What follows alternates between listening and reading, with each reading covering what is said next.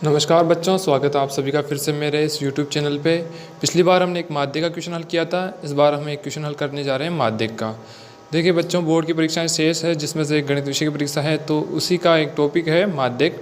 तो माध्यिक से एक संबंधित हमने एक प्रश्न आप लोगों की स्क्रीन पर रख दिया है। निम्न बारंबारता बंटन का माध्यिक ज्ञात करो। प्राप्तांक और बारंबारताएँ दी हुई है, तो वही क्वेश्चन है वर्ग अंतराल से संबंधित वाला। इसके आपको 6 नंबर मिलते हैं। 6 नंबर का क्वेश्चन है ये बोर्ड की परीक्षा में। तो आइए देखते हैं कि इस क्वेश्चन का हल कैसे किया जाता है। सबसे पहले तो हम इस क्वेश्चन को, या कहें तो इस सारणी को खड़े रूप में बना लेंगे। हल करने का तरीका इसका ये रहेगा कि इसकी एक संचय बारंबारता सारणी बनती है। प्राप्तांक और बारंबारताएँ, जैसे जो बारंबारताएँ दी हुई थी हमारे पास में, उसको हमने स्मॉल f से लिख दिया है। तो ये इस प्रकार से सारणी बनेगी। अब इस क्वेश्चन को हल करने के लिए सबसे पहले हमें एक शब्द दिखाई दे रहा होगा, संचयी बारंबारता। इसका इंग्लिश में मीनिंग होता है कम्युलेटिव फ्रीक्वेंसी। कम्युलेटिव से आया C और फ्रीक्वेंसी मतलब बारंबारता से आया F, तो मीनिंग हुआ इसका स्मॉल में CF। तो सबसे पहले हमें इसकी CF निकालनी पड़ी।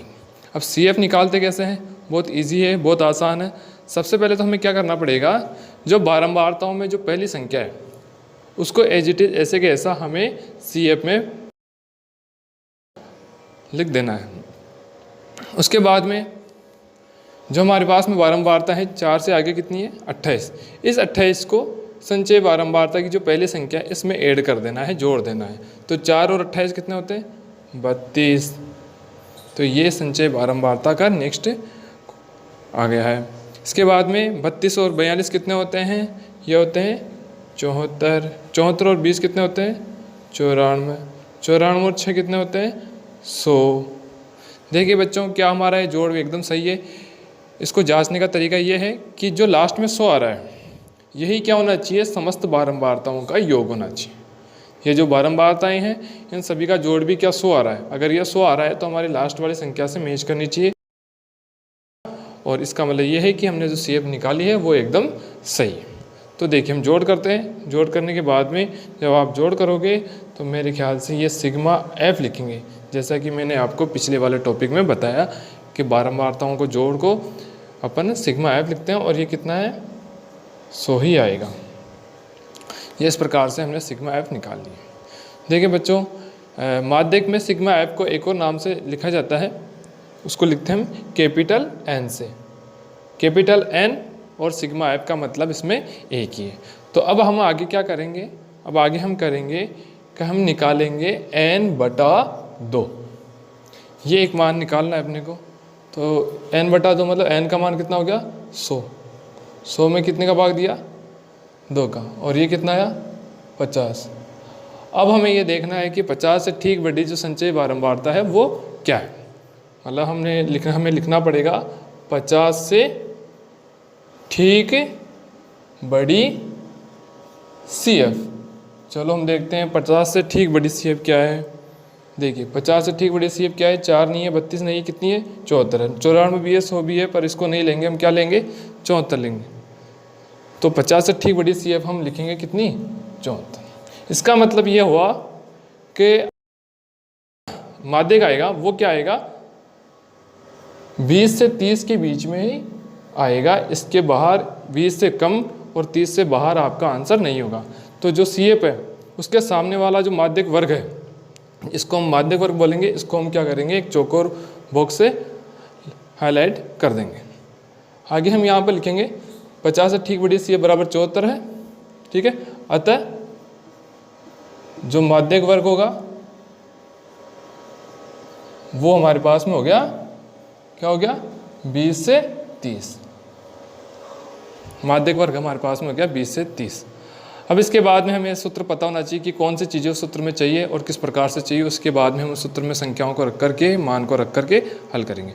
तो जो माध्यिक का सूत्र होता है वो मैं लिख देता हूँ। माध्यिक मतलब इंग्लिश में बोलते हैं मीडियन। इसका मतलब हम शॉर्ट रूप कहाँ में ले सकते हैं? M। और इसका जो सूत्र होता है वो होता है L plus N/2 minus CF, इसके नीचे भाग F इंटू H। ठीक है, ये इसका सूत्र होता है। अब इसमें कौन सी चीज़ क्या क्या होती है ये भी आप समझ लीजिए। सबसे पहले तो आता है एल। एल क्या होती है? एल होती है जो हमारे पास में माध्यक वर्ग है उसकी जो दो लिमिट होती है, जैसे मैंने कल बताया था, एक तो होती है निम्न सीमा, एक होती है उच्च सीमा। तो एल का मतलब होता है लोअर लिमिट, तो लोअर लिमिट मतलब निम्न सीमा। तो माध्यक वर्ग में जो निम्न सीमा है वो कितनी है? 20 है, तो एल का मान हो गया 20। n/2 का मान आपने निकाल लिया, पूरा का पूरा कितना आया? 50। ठीक है, इसी प्रकार से हमारे पास में आगे है CF। CF में कन्फ्यूजन होता है कई बच्चों के, तो CF को मैं अच्छे से समझा दूं कि CF का मान अपन क्या लिखेंगे इसमें। CF जो हमारी होगी वो क्या होगी? माध्यक वर्ग। हमारे पास में माध्य वर्ग कितना है? 20 से 30 है। इससे ठीक पहले वाले वर्ग, इससे ठीक पहले वाला वर्ग है 10 से 20, इसके सामने की CF, इसके सामने की CF कितनी आ रही है? 32। तो हम इसमें CF का जो मान रखेंगे सूत्र में वो 74 ना रख करके कितना रखेंगे? 32 रखेंगे। तो CF हमारे पास में होगी कितनी? 32। F जो होगी इसमें कोई कन्फ्यूजन नहीं होना चाहिए, क्योंकि F जो होगी हमारे पास में माध्यक वर्ग की ही बारंबारता होगी। तो माध्यक वर्ग जो है हमारे पास में 20 से 30 है, तो इसकी बारंबारता कितनी होगी?